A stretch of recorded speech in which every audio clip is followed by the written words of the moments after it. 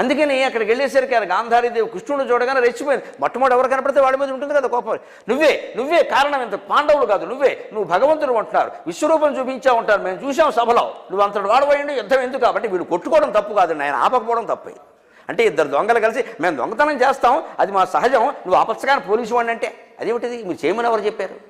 వీళ్ళు చేయడం తప్పు కదా, వాడిని ఆపకపోవడం తప్ప.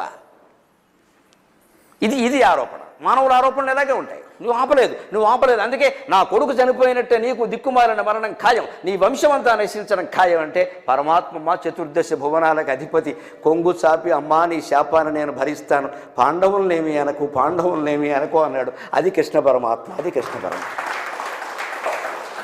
పాండవుల్ని కాపాడతానని నా మేనత్తకి నేను మాట ఇచ్చాను ధర్మరక్షణ కోసం. అందుకని ధర్మాత్ముడు వాళ్ళనే మనకు నేను భరిస్తాను. అది భరించాడా లేదా నేను మొన్నే చెప్పుకున్నాం మనం. ఒక్కడు వెళ్ళిపోయి బోయేవాడు బాణంతో చనిపోవడం